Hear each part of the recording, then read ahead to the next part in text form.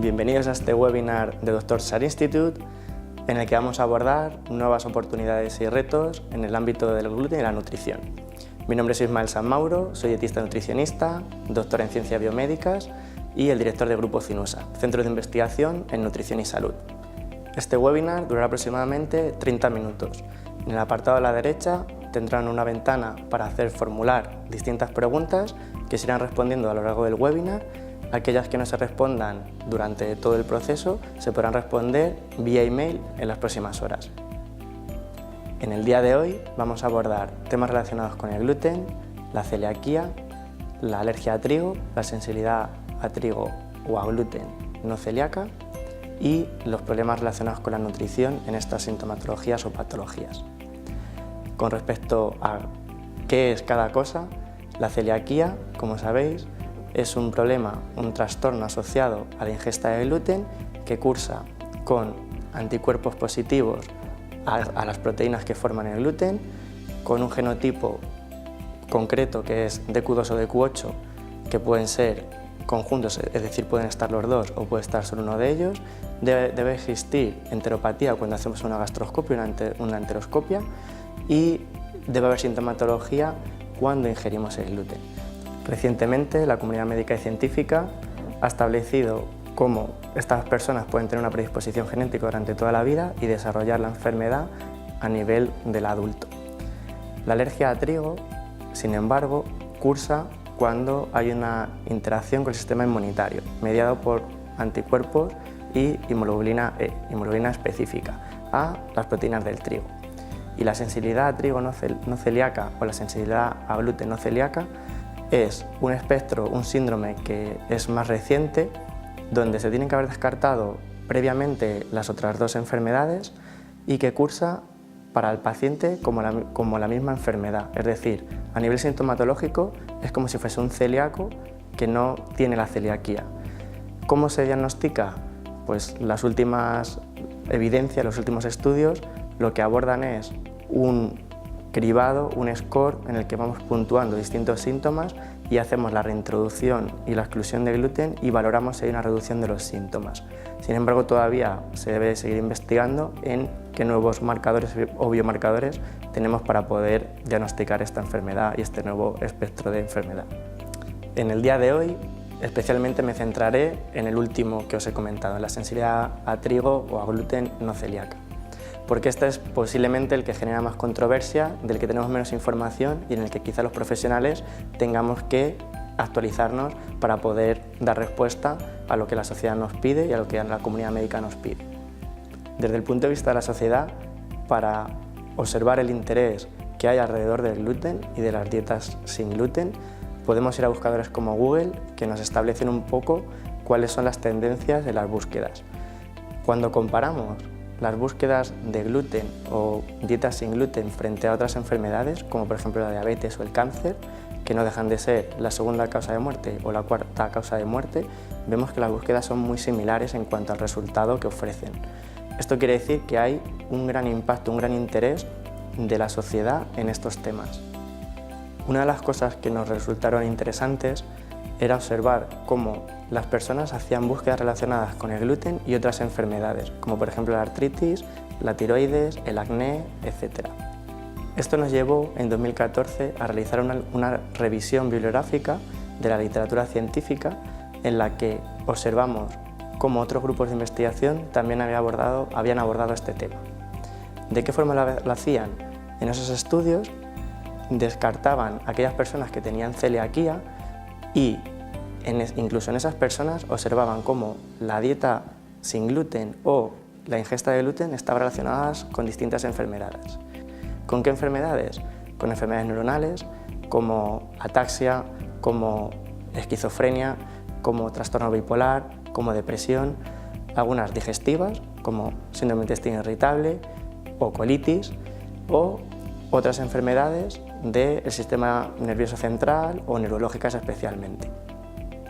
Es decir, sí que observábamos cómo algunos síntomas que veíamos en estos estudios también estaban reflejados en el protocolo de cómo se diagnosticaba la sensibilidad a gluten no celíaca, como por ejemplo la migraña, el cansancio, los picores, la fatiga, todos ellos relacionados con la ingesta de gluten.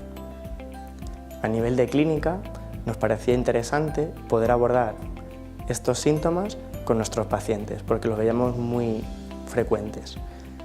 Y en el protocolo de cómo se diagnostica, que se publicó en 2015, se hace especial mención o interés en cómo se tienen que abordar los síntomas no solo intestinales, que son los que tradicionalmente se achacaban o se hacían relación con la celiaquía, con los trastornos relacionados con el gluten, sino también los extraintestinales, que son los que posteriormente se han ido publicando y se han ido ofreciendo como una posible relación y una interacción con la ingesta de gluten. Cabe destacar que dentro del mismo protocolo de diagnóstico hacen referencia a cómo si el paciente no responde bien a esta dieta sin gluten, podríamos estar ante un posible caso de paciente que responda bien a las dietas FODMAP o a un sobrecrecimiento bacteriano o otras enfermedades. Y es precisamente por esta razón por la que cabe destacar que en las dietas FODMAP se quita de la dieta el trigo, la cebada y el centeno, como veremos posteriormente, y que nos puede sesgar parte del diagnóstico o del tratamiento dietético. ¿Qué es lo que nos solemos encontrar en la consulta clínica? Pacientes que vienen con fatiga, que vienen con problemas dermatológicos, que vienen con rinoconjuntivitis, que tienen problemas de sueño, problemas para dormir, que encuentran problemas a nivel digestivo de todo tipo, desde hinchazón, desde pesadez, desde diarreas o estreñimiento, dolor abdominal. Todos ellos pueden estar relacionados con estos trastornos. ¿Qué vemos de forma secundaria o de forma paralela en la consulta? Que el paciente está agotado físicamente, que está agotado psicológicamente porque no sabe qué comer, porque cada vez que come tiene la percepción de que todo le sienta mal y no encuentra cuál es el motivo por lo que le sienta mal. Uno de los problemas frecuentes que solemos encontrar es que el paciente toma muchísimos fármacos para intentar solucionar parte de los síntomas, digamos parcheando cada uno de los síntomas. Y esto nos supone que el paciente toma 10, 12 fármacos y que además no estamos resolviendo el origen del problema, cuando puede que sea simplemente una interacción con el gluten lo que le está provocando la migraña, la fatiga, los dolores musculares, la anemia o las urticarias que tiene constantemente o de forma diaria. Por todo ello, uno de los retos que tenemos a nivel de nutrición, de dietistas, nutricionistas y de la comunidad médica es poder encontrar los motivos por los cuales nuestro paciente está mal. ¿Qué es lo que ocurre con la sensibilidad al gluten no celíaca?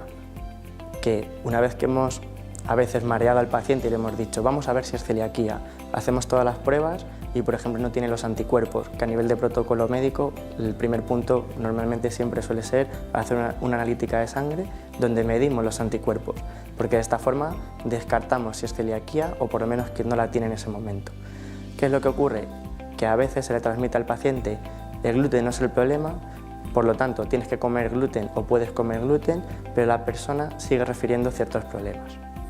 De esta forma, cuando seguimos indagando e intentamos proponerle al paciente que generemos otra vez la duda de si el gluten puede ser lo que le esté generando el problema, no desde el punto de vista de la celiaquía, sino desde el punto de vista de la sensibilidad al gluten no celíaca, a veces resulta un poco contradictorio para el paciente porque, como os decía anteriormente, venimos de pacientes que están psicológicamente y físicamente agotados en algunos casos. Vamos un paso más allá y vamos a ver cómo es esta dieta sin gluten, cómo se puede integrar en la vida de una persona si tiene estos problemas, incluso si decide hacer una dieta sin gluten, ¿qué pasaría? ¿Realmente hay un problema? Vamos a ver en qué consiste una dieta sin gluten. Como ya sabéis, el gluten está en algunos cereales como trigo, cebada, centeno, trigo de espelta, camut y en algunas avenas que están contaminadas o que pueden estar contaminadas. Por lo tanto, fuera de estos cereales y de los productos procesados que lleven estos cereales, la dieta es exenta de gluten de forma natural, es decir, pescado, carne, huevos, lácteos, frutos secos, semillas, verduras, frutas, tubérculos, otros cereales como el arroz, el maíz, la quinoa, todo ello está dentro de una dieta sin gluten. Por lo tanto, dentro del grupo de cereales que nos van a aportar ese hidrato de carbono, que necesita el organismo. Tenemos aquellos que tienen gluten y aquellos que no tienen gluten. Dentro de los cereales sin gluten tenemos el arroz, el maíz, el mijo, el sorgo, el amaranto, la quinoa. Es decir, no nos tenemos que centrar solo en el maíz, por ejemplo, que tradicionalmente quizás fuese el cereal que más se utilizaba en la industria alimentaria para soportar esa oportunidad a la hora de ofrecer un producto sin gluten, pero existen diversidad de cereales que se pueden utilizar, que son totalmente seguros para las personas que tienen la necesidad de comer sin gluten. Sin embargo, los dietistas nutricionistas en nuestras clínicas nos enfrentamos continuamente a la controversia que hay con recomendar productos sin gluten y las dietas sin gluten como la solución a todos los problemas. Esto hay que cuidarlo muy detenidamente, puesto que por un lado la dieta sin gluten no va a ser saludable per se, es decir, no tiene por qué ofrecer ninguna propiedad más allá de la que pueda tener una dieta sin gluten, y continuamente las personas que deciden no tomar el gluten se centran principalmente en los productos procesados de estos cereales sin gluten. Es decir, a la hora de elaborar una dieta equilibrada y nutritiva, cuando pensamos en introducir frutas y verduras, pensamos en introducir estas frutas y estas verduras de forma entera, completa y fresca. No estamos pensando en introducir productos procesados que puedan incorporar parte de sus ingredientes estos elementos. Es decir, no estamos introduciendo un zumo de frutas, estamos introduciendo la fruta. Igual que cuando estamos hablando de verduras, estamos introduciendo la verdura como ingrediente, no estamos incluyendo las cremas de verduras que ya están procesadas y están sin la fibra o sin tanta cantidad de fibra que, por ejemplo, nos puede venir bien para el organismo. De esta forma, esto nos ocurre con todos los alimentos. Todos tienen su homólogo procesado y la solución que la industria alimentaria da para el mercado. Es decir, estaríamos en el mismo contexto con los cereales sin gluten. No tendríamos que fijarnos en aquellos que son procesados, es decir, una magdalena, una napolitana o otros productos que se pueden consumir de forma ocasional, pero no vamos a basar la alimentación y la dieta en esos productos procesados. Con todo ello, podemos elaborar perfectamente un plan de alimentación saludable y seguro para estas personas. Además, si estas personas no mejoran en la evolución de la clínica, tenemos que plantearnos que los problemas no pueden estar relacionados únicamente con el gluten. Es decir, existen otros síndromes, otras patologías que a veces se producen de forma simultánea a la intolerancia al gluten o a la sensibilidad al gluten o a la celiaquía y que pueden afectar a nuestro paciente. En estos, por supuesto, que la dieta exenta de gluten no será suficiente. Otras patologías que podemos encontrar asociadas a los problemas que tiene nuestro paciente y que cursan con los mismos síntomas o síntomas muy similares a los que hemos descrito anteriormente son, por ejemplo, la intolerancia a la histamina o el déficit de DAO, que es una enzima que metaboliza y digiere la histamina de los alimentos, el sobrecrecimiento bacteriano, que es el aumento de las bacterias por una migración del colon al intestino delgado, donde ese exceso de bacterias puede generar que algunos ingredientes que tenemos en la dieta, como son los FODMAP, que son fermentables, puedan provocar ciertos síntomas, como comentaba, similares a los descritos en la sensibilidad al gluten. Otras situaciones que podemos encontrar son la disbiosis intestinal, que es una relación de la flora del organismo, del individuo, muy diferente a como debería estar en un individuo sano, o la permeabilidad intestinal, que en inglés es el leaky gut, que también cualquiera de ellas se relaciona en la literatura científica con los mismos síntomas descritos anteriormente. Incluso el ambiente también podría jugar un papel importante. ¿Desde qué punto de vista? Desde cómo elaboramos los alimentos o cómo producimos estos alimentos. Desde el punto de vista de la producción, algunos grupos de investigación hacen relación de ciertos pesticidas, como el glifosato, con la permeabilidad intestinal, con la disbiosis o con problemas de irritación de la mucosa o de inflamación intestinal, que por lo tanto nos pueden distorsionar o sesgar los síntomas del paciente. Otros trabajos, otros grupos también están intentando investigar cuál es el papel de los aditivos o de ciertos aditivos en los alimentos, pudiendo contribuir de forma negativa a la permeabilidad intestinal y con ella a la alteración del sistema inmunitario, de la inflamación y de la secreción de ciertas enzimas digestivas. Además, el propio consumidor, nuestro paciente, también juega un rol en cómo prepara los alimentos y de la misma forma ciertas preparaciones como puede ser el quemado de los alimentos o la generación de acrilamida, ese compuesto que va a producir el pardeamiento desde un amarillo a un marrón o a un negruzco, puede contribuir a irritar la mucosa y ser proinflamatorio, aunque todavía faltan distintas investigaciones que aclaren estos efectos y estos posibles efectos en el paciente.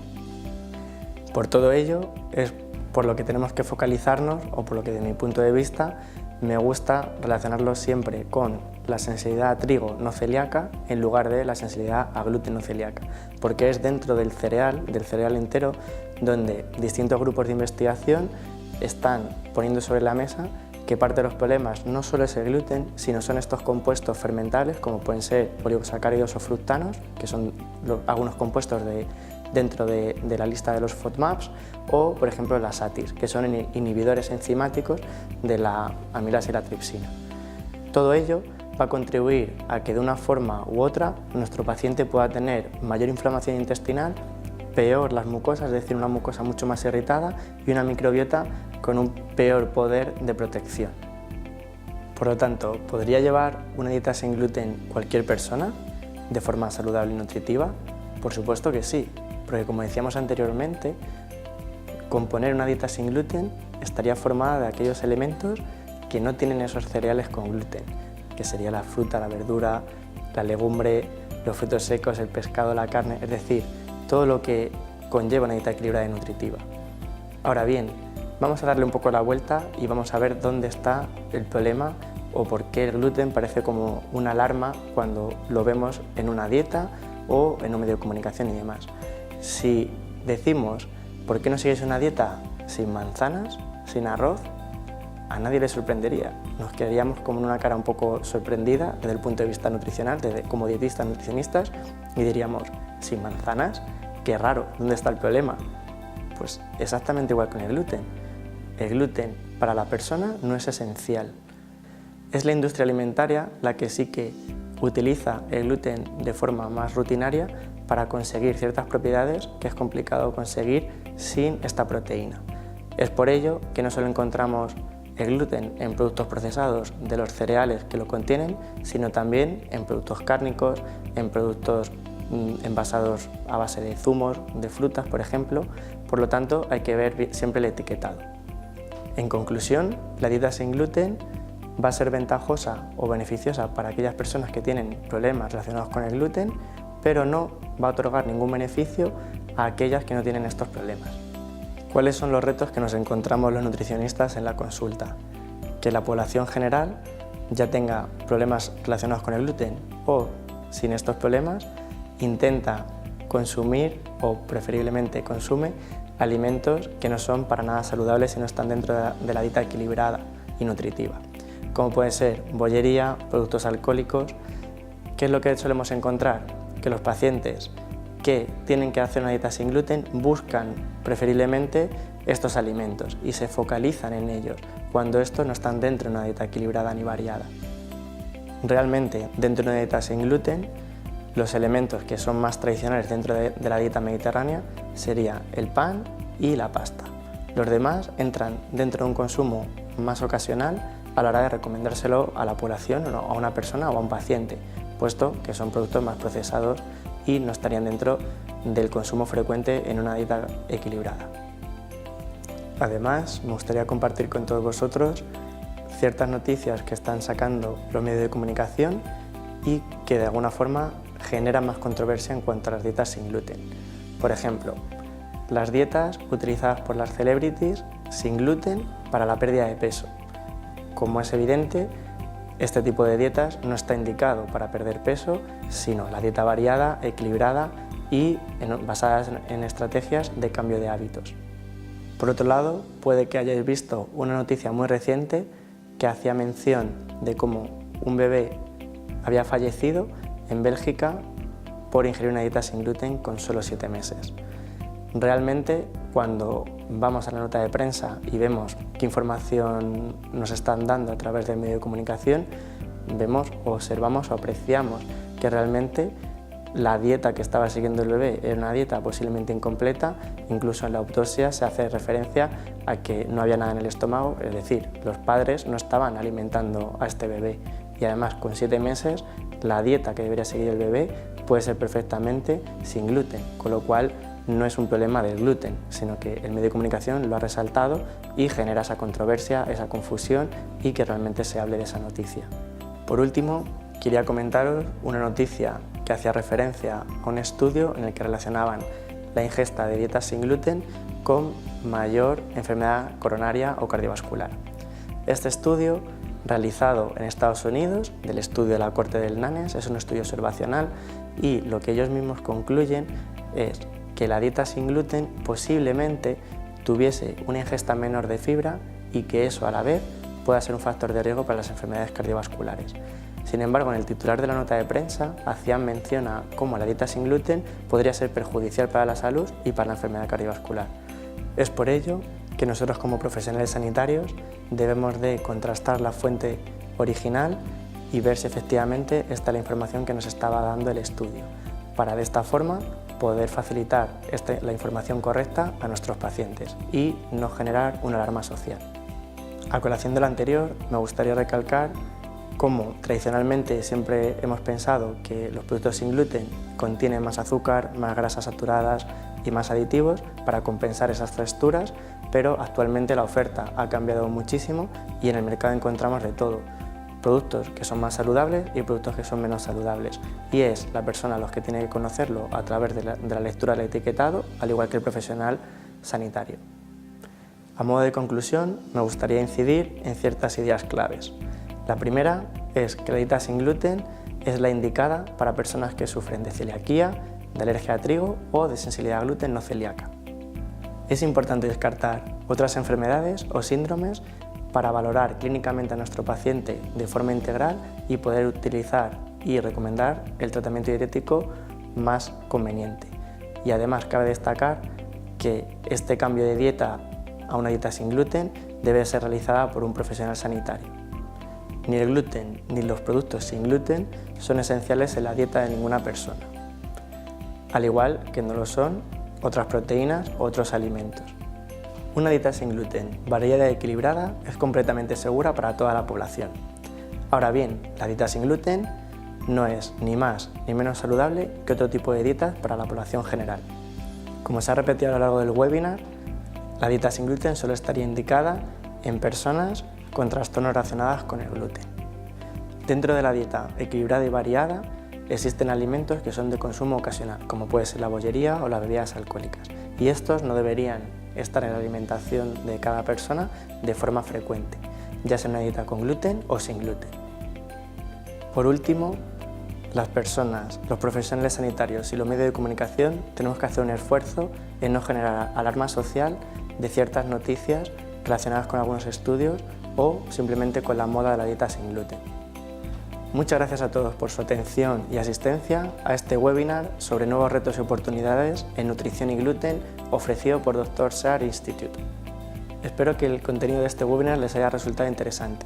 Si tienen alguna consulta, nos la pueden formular a través del apartado de preguntas y procederemos a contestárselas. En caso de no poder hacerlo en este tiempo, se les contestará por email posteriormente.